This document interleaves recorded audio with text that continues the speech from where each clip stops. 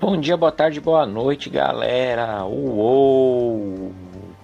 Formato novo aí de trabalho, podcast, né? Imagino que muita gente já conhece, já usa. O bacana do podcast é que vocês não precisam ficar tão presos ao computador, porque não precisa acompanhar a imagem.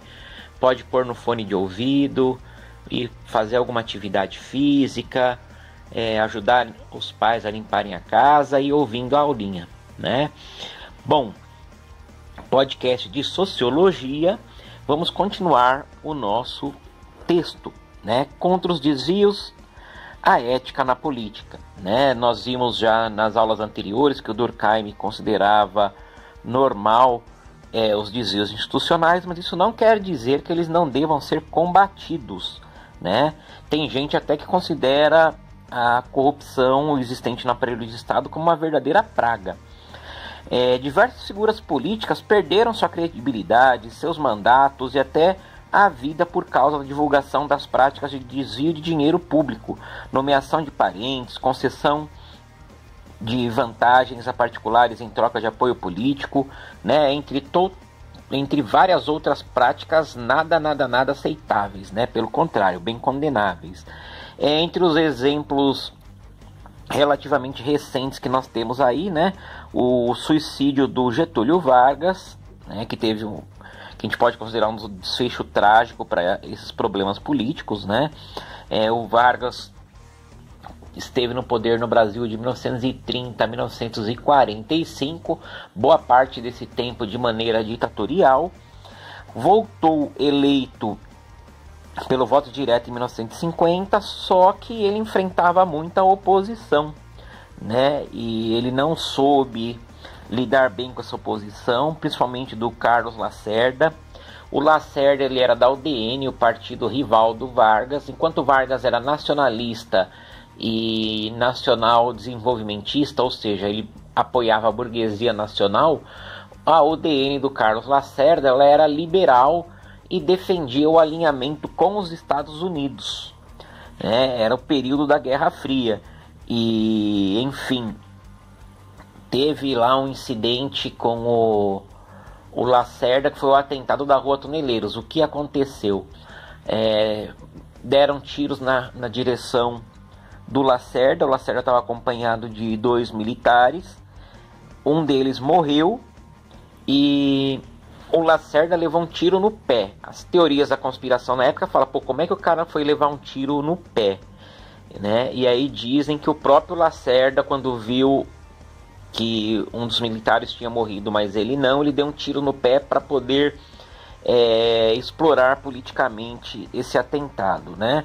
Então Lacerda, que foi um dos maiores oradores da política brasileira, dono de jornal, de rádio, ele acabou com a imagem do Vargas. E era tanta pressão que o Vargas acabou se suicidando em 1954 com um tiro no peito, né, no dia 24 de agosto de 1954, uma semana antes da minha mamãe nascer. Pois é. E meu pai conta que ele tinha 7 anos, ele via os carros de som passando e avisando a população que o Vargas havia morrido. Bom, né, então milhares de pessoas saíram às ruas para homenagear o Vargas. Só que outras foram para destruir seus inimigos, né? Os populares tinham o Vargas como o pai dos pobres. Então, várias sedes da UDN no país foram atacadas e destruídas. O jornal do Lacerda, Tribuna do Povo, também foi depredado. E foi uma situação bem complicada para o país, né? Por outro lado, o golpe militar que saiu em 1964 era para ter sido desferido muito antes. Os militares pretendiam um golpe para tirar o Vargas. Só que como a morte do Vargas mexeu com os sentimentos da população, durante 10 anos, só os políticos ligados ao Vargas, à memória do Vargas, conseguiram êxito no cenário brasileiro, né? Que mais? Recentemente, né, esse mais bem recente mesmo, eu vivi isso, né, não sou dos mais novos, mas também não sou dos mais velhos, né, galera? Que foi o Collor. O Collor apareceu como salvador da pátria, como o cara que caçava os corruptos, né? Na época se chamavam os corruptos de Marajá. Marajá são os príncipes ricos da Índia, né?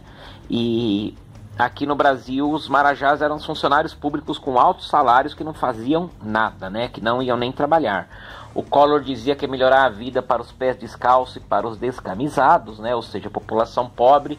Se dizia que ele, como era de família rica, né? Dominava todo o estado, a família dele dominava todo o estado das Alagoas, ele não ia precisar roubar, né? Ele não precisaria ser corrupto. Só que o que aconteceu? O governo dele tinha várias irregularidades.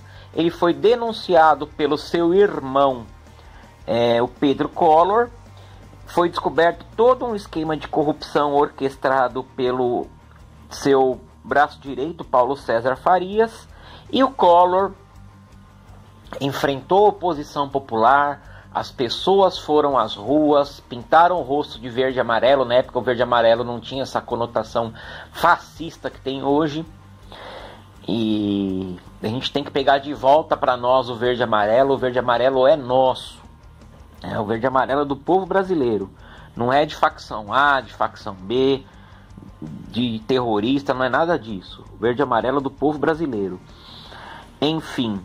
Então o Collor enfrentou muita oposição popular, né? Então vejam só como a responsabilidade das pessoas tem peso na política. Os inimigos do Vargas poderiam ter dado um golpe. O que aconteceu? O povão que era conectado ao Vargas impediu que isso acontecesse. O Collor cometeu irregularidades, né? Como sempre, essas irregularidades, como se diz, acabavam em pizza. Só que não, o povo pintou o rosto, foi para as ruas, fez movimentos no Brasil de cima a baixo, e o Collor sofreu um processo de impeachment, né? Impeachment, a gente infelizmente já teve 2, né, de presidentes, do Fernando Collor e da Dilma. Quieto, coragem. Do Fernando Collor e da Dilma, né? Talvez a gente tenha mais um em breve. E eu digo infelizmente porque é a quebra do que havia sido previsto, né? Numa eleição a gente espera que um presidente governe 4 anos, mas às vezes os presidentes cometem desvios institucionais, né? E no caso do Collor, ele, para não sofrer o impeachment, ele renunciou. Ele renunciou ao cargo de presidente da República, né? Malandrinho ele. Que mais? Os grupos que lutaram contra o Collor também foram acusados de corrupção, né? O Fernando Henrique Cardoso teve graves denúncias de corrupção por causa das privatizações. Segundo o livro Privataria Tucana, bilhões de dólares foram desviados pelos tucanos nas Ilhas Caimã. E também o governo do Luiz Inácio Lula da Silva, o famoso Lula, se envolveu em muitos casos de corrupção, principalmente o chamado mensalão, né, em que os deputados recebiam dinheiro para votar nas propostas do presidente. Detalhe, a gente percebe que dos grupos citados aí, todos se envolveram com corrupção, então não é exclusividade de um grupo ou outro, né? No contexto dos anos 60 e antes, né, nos 50, 60, nós tínhamos a oposição política, os nacionalistas contra os entreguistas. Quem eram esses?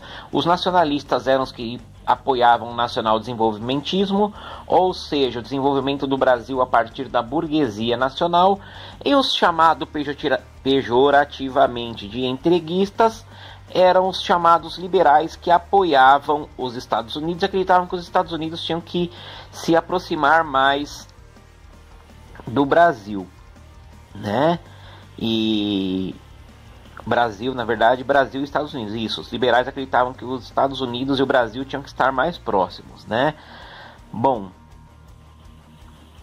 tá aqui Vargas e Collor, respostas diferentes para a mesma acusação, né?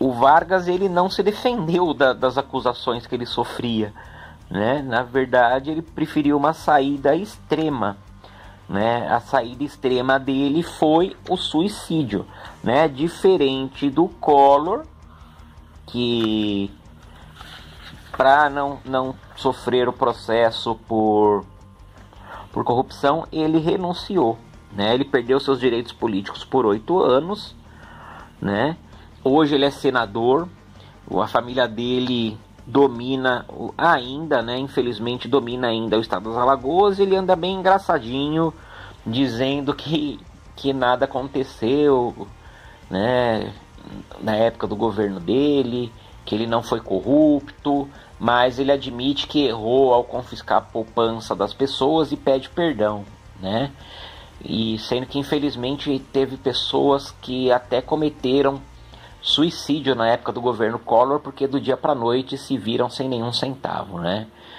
Bom, como vocês podem ver, a história da política brasileira, né, tem muito mais casos tristes que felizes. Essa foi uma aula de sociologia, mas com um viés histórico bastante forte. Beleza, galera? Então respondam os 5 testes que estão constando no formulário, beleza? Até mais, galera! Uou!